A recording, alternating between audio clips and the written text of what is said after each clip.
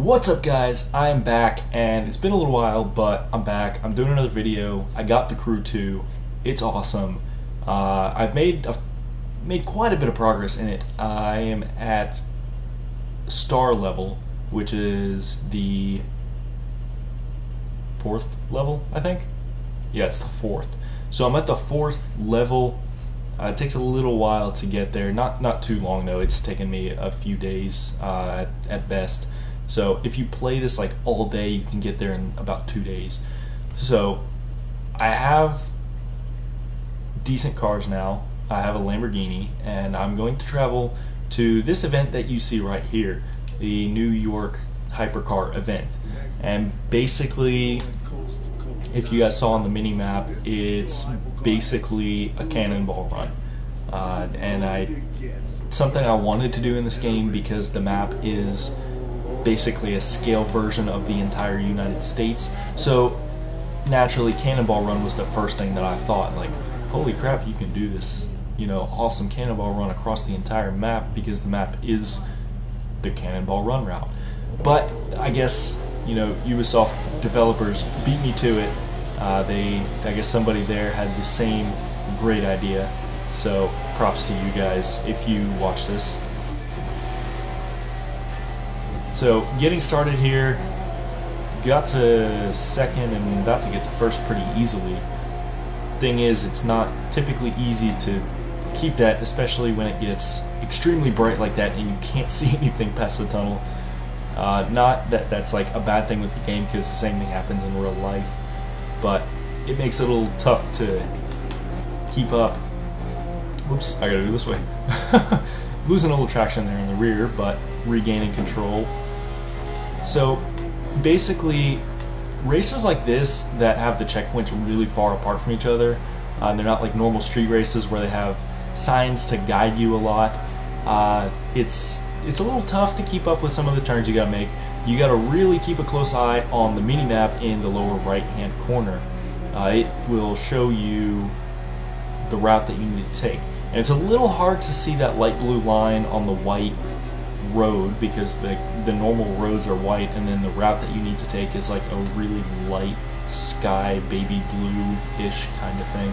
So it's a little hard to see, especially if you're like me and you're just a little bit colorblind. It kind of bleeds together to my eyes. So, but I can keep up, especially if I get closer to my screen like I am now. I'm typically perfectly fine with it. I might miss a turn every once in a while, but nothing too bad, nothing that'll set me back too far in the race to where I can't catch back up. Generally, in the normal setting, I haven't really played on the hard setting. I want to, because the normal setting is a little bit too easy most of the time. I lost my train of thought there, but basically, I haven't messed up beyond repair. I haven't messed up to where I can't fix it and catch back up, because on the normal setting that would be pretty hard to do, because if you just, whoa, did not see that there. If you just go as fast as you can, unless you're like super close to the finish, generally you can catch back up pretty easily. So if you mess up, don't worry about it. Holding RB and LB for like 3 seconds or so will actually reset you and put you back on track. So if you do miss a turn, or if you like hit a tree and come to a complete stop or something, it's not too hard to get set back on track. It's something that I wish it did automatically a little bit more, because it kind of takes some getting used to, realizing, oh crap, I messed up, I have to reset myself because the game doesn't do it for me. But you get used to it. After a couple times, after a couple mess ups, I got used to just automatically going to RB, LB, hitting both of them and holding them until I get reset, and then it'll set me back on track and I can catch back up fairly easily, like you see right there. I kind of messed up and lost a little bit of ground, but was very easy to make back up. Oh geez, hit a tree, nailed a tree. These supercar races are really fun. I did the first one, or I don't know if it's like the first one, but it's the first one that I did. It gives you both of them at the same time, so you can pick whichever one you do first. But I did the other one, I should say. It was from like Detroit to Miami, I think it was either Detroit or no, it was Detroit. Yeah, it was definitely Detroit. Detroit to Miami. It was a fun race, a little bit shorter than this one because obviously north to south in the U.S. is less distance than east to west, and this one is east to west. But this one has a much higher payout. This is probably the highest paying race in the game. It's definitely the highest paying one that I've done. The payout for this is like 30,000 followers and $225,000, I think. Either $220,000 or $225,000. It was a pretty healthy number. Whoa. Whoa, I messed up. Whoa, can I redeem myself? No, I can't. Oh, jeez. Oh, it's a roundabout. Okay. Wow. I was wondering what that was, and I wasn't watching my mini-map closely enough. Now see, I'm only 10%, I think my face camera is actually blocking it for you guys, but in the upper left-hand corner of the game, it'll show you your completion percentage, and I am 11% done now. So I've been racing for 5 minutes, and I'm only 11% done. So this is going to be a long video. I'm probably going to cut some parts out, like, oh god. Wow. Okay, I didn't actually lose too much ground on that, as epic of a failure that was. Like I was saying though, I probably won't record the whole thing because it would be a little bit lengthy, but you guys get the idea, and it'll show you guys a good kind of baseline run. You guys get to see the highlights of this race, because, and this is like the first time I'm seeing a lot of this.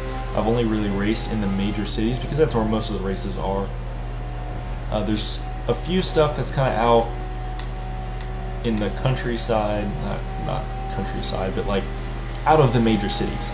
But it's usually like either the off-roading stuff or motocross. Motocross races are very fun. That's usually the kind of thing that it will do kind of out in the country. The bigger cities, there's mostly street racing and then stuff like this. So as you guys can see here, I am in fourth. I'm almost back to first. They're right ahead of me. Some beautiful countryside here. They did a great job on this map. It's not quite as detailed as some other games with smaller maps, because naturally you can have like map size or detail, but it's pretty hard to have both. But there's a big but to that. No pun intended. The graphics are great. It's very, very impressive for a map this size to have as much detail as it does have, and to not have everything like closed off to where you can only drive on the roads, if that makes any sense. It's very open world. You can drive pretty much anywhere. The only place that you're really limited to just the roads are like bigger cities, but the only other thing in bigger cities is like skyscrapers and buildings and stuff, and obviously you're not going to drive through them. But areas like this where it's countryside, you can drive through the grass, you can drive between the trees.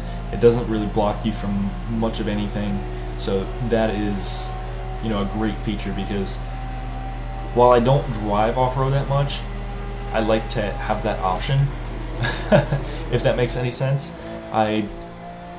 Whether I use it or not, I don't really like to be limited, especially on a map this big, because taking shortcuts helps when the map is this big. Not that you have to drive everywhere, because you can fast travel to events and stuff, but it's just nice. Like if you just like playing multiplayer, for example, and going to meet up with somebody, you can just drive wherever and you're not limited to just the roads, which it's a really cool feature. And especially if you're somebody who does a lot of in-game, I guess, quote-unquote photography. I don't really consider that like photography, but if you're someone who uses the in-game photo mode a lot, it does get some great pictures. Some people are very, very skilled with it, more skilled than myself, so props to them. But if you're someone who does that a lot, it's a great game for that, because there's so much variety, and it's the whole United States, so you have like the mountains. You have like snowy mountains, you have normal mountains, you have like just like farm countryside like you guys saw a minute ago, you have big inner cities. There's just a lot of diversity, and it's really, really cool to have a game with a map this size, especially someone like myself who's from the US. I can go to familiar cities, and it's not obviously not perfect, but it has that feel of familiarity, and it's really cool. The people who aren't from the US, I guess if you guys have ever traveled here, you can have that. A lot of the bigger cities that people from out of the country travel to, like Miami and I guess maybe Atlanta, LA especially, LA and just California in general especially, they have those bigger cities, and it's, so even some of you guys overseas, and maybe not overseas but different countries, y'all from, shout out to you guys from Canada and anywhere else. So if you guys have ever traveled here, there's some familiarity. It's really cool. I would like to see if they could do one for like different continents. That would be cool too. But that's, I guess, a whole different discussion and a whole different game. So a little bit more. I am 15 minutes in, and I am only 37% done. This is pretty crazy. This is going to be a very long race. And right now we are racing through the mountains. Very cool scenery here. I just wanted to come back to you guys and show you guys the scenery, because the scenery and the graphics here is beautiful. I would like to come back here, drive a little slower, maybe get some photo mode going, and get some pictures along this route, because this is a beautiful route. Okay guys, so I am 60% done now. I am a little over 24 minutes in. Switched to nighttime now, so I'm racing along this almost abandoned highway, kind of in the middle of nowhere. You can see the city in the distance. Really, really cool looking scenery. I just wanted to show you guys this again because this makes me happy. I like this kind of thing. It's almost like an eerie highway. It's just, I don't know, just looks cool. So enjoy this. Looks like we're going to be going over the ocean here. Like I said, they did a great job on this map. It's absolutely outstanding. Now, I played the Crew 1, never really got too far into it because, well, for a matter of fact, that I never got past the first mission, because I would play it, and that was on Xbox. I'm actually on PC now, for any of you wondering. I bought this, I had pre-ordered it for PC, so I could play with guys like Tomcat. So I know you guys like seeing those videos, so I figured I would get it for PC, have 4K graphics for myself and all that. But anyway, I played the Crew 1 on my Xbox, and oh my, I messed up. Essentially, oh, he messed up too. Ha. It's okay, I'll have plenty of time to catch back up. Essentially, I would play the first mission, and then I would get busy, have to turn my Xbox off for whatever reason, and then it would just randomly reset me to the beginning, and I would have to play through the first mission. Wow, I messed up. Oh my gosh. I would have to play through... Sorry, easily distracted here. I would play through the first mission and have to turn off my Xbox for whatever reason, have to shut it off for whatever reason, and I would come back and it would have me on the first mission. Well, it did that to me like 3 times. I don't think it was any more than 3. And I just kind of got sick of playing through the first mission and was like, well, if it's just going to reset my progress every time, you know, essentially what's the point in playing it? Why waste my time? So I kind of got sick of it. It was glitched or something, and I just never bothered picking it back up again. I didn't like the physics on it too much anyway. It was a little odd. It was like really heavy arcadey steering, if I remember right. This has been a while since I played it. The steering in this, the handling in this game is much better. The only thing that's a little weird is the drift car handling, and I'll do a separate video on that and like how to, you know, drift good in this game, because kind of got it figured out for the most part, but it's a little weird. It, you know, everything like drifts super easy, but anyway, like I said, I'll do that in a separate video. It's the only thing that's a little weird. Other cars, they handle great. Boats handle like boats. Not, you know, boats naturally don't have the best handling, but the game portrays it pretty accurately. It's good handling for a boat, I guess. The speedboats are very cool. They're very fast and they handle like crazy. Again, another separate video, but just to touch on that a little bit. So the supercars, this is the only one I've driven right now, but it handles great. It handles very, very good. Street cars, the rear end is a little more loose. They will, jeez, you know, ram me with your LaFerrari. Street cars will break loose a little easier. This car sticks a lot more, and then the touring cars for the like pro racing series, they handle really good. So it's kind of a hierarchy, I guess you could say, but I think it's portrayed very accurately, and it's really good. It's still a little arcadey, but it's definitely not a bad arcadey. It's definitely a good arcadey, if that makes any sense at all. Some people, I guess some people would feel that there is no good arcadey, but play this. It's good arcadey, I promise.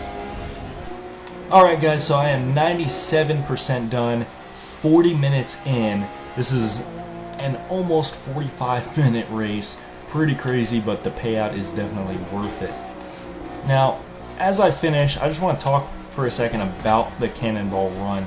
Now, I don't know a whole lot about it. I was researching it some, and it seems that its origins go pretty far back. I saw some stuff about motorcycle racing, so I think it may have originated there.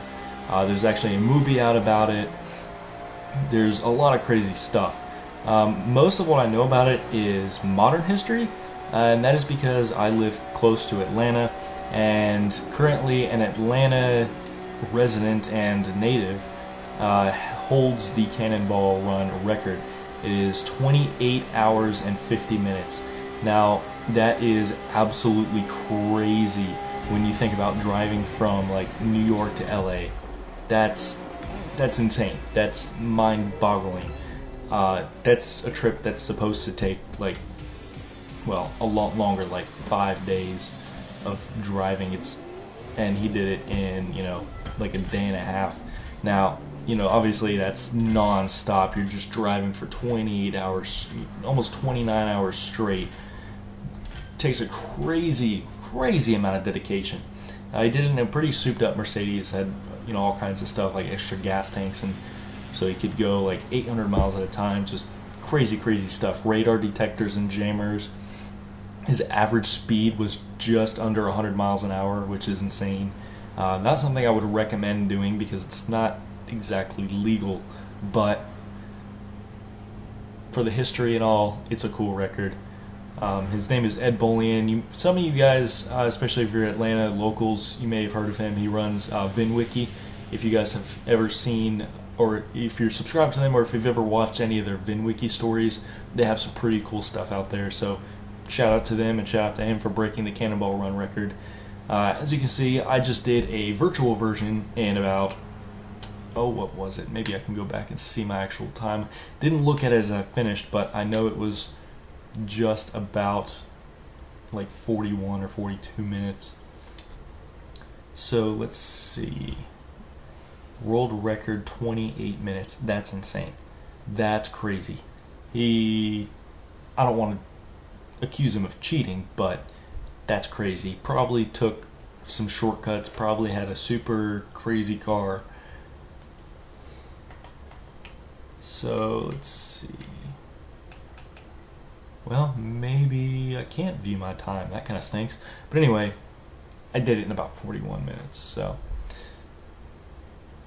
virtual version, not the real thing, obviously. But pretty cool stuff. As you can see, that's the route on the screen now. And for whatever reason, it's not letting me go back. I think it has a couple little glitches that need to be worked out, but that's okay. Let's see if I can do this, maybe. Yeah, there we go. So, scrolling back over that whole big distance. Pretty crazy.